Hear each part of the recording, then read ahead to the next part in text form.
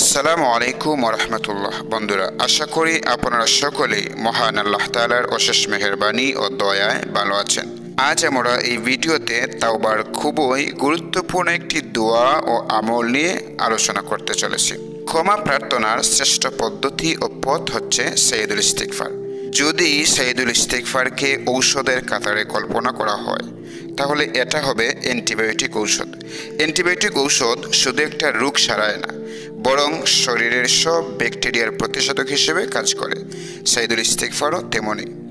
দৈনন্দিন জীবনে মানুষ ইচ্ছায় অনিচ্ছায় কথা, কাজ ও ইবাদত বন্দেগীতে ভুল ত্রুটি ও আল্লাহ তাআলার অবাধ্যতা করে বসে।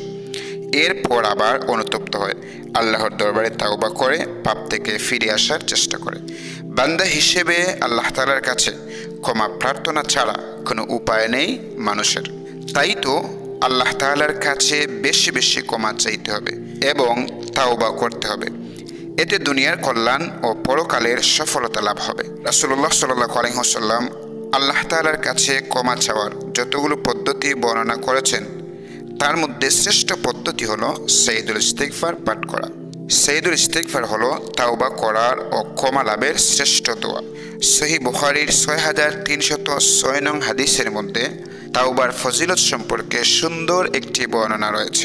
সাদ্দাদ বিন আউস রাদিয়াল্লাহু তাআলা আনহু রাসূল করিম সাল্লাল্লাহু আলাইহি ওয়াসাল্লাম থেকে বর্ণনা করেন, রাসূল করিম সাল্লাল্লাহু আলাইহি ওয়াসাল্লাম ইরশাদ করেছেন, যে ব্যক্তি দিনের বেলায় দৃঢ় বিশ্বাসের সাথে সাইয়্যিদুল ইস্তিগফার পাঠ করবে, সে যদি ওই দিন সন্ধ্যার আগে মৃত্যুবরণ করে, তাহলে ওই মানুষ জান্নাতে যাবে। আবার যে ব্যক্তি সাইয়্যিদুল ইস্তিগফার দৃঢ় বিশ্বাসের সাথে রাতের বেলা পাঠ করবে, ওই মানুষ যদি সকাল হওয়ার আগেই মৃত্যুবরণ করে, তাহলে ওই মানুষও জান্নাতে প্রবেশ করবে।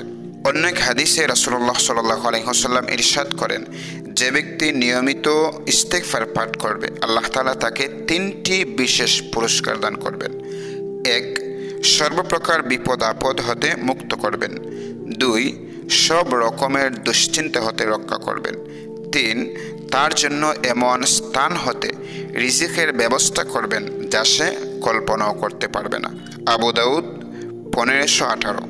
সাইয়্যিদুল ইস্তিগফার যে কোনো সময় পড়া যেতে পারে, তবে কিছু নির্দিষ্ট সময় রয়েছে যখন তা পড়লে বিশেষ ফলপ্রসূ হবে, যেমন ফজরের ফরজ নামাজের পরে এবং মাগরিবের ফরজ নামাজের পরে।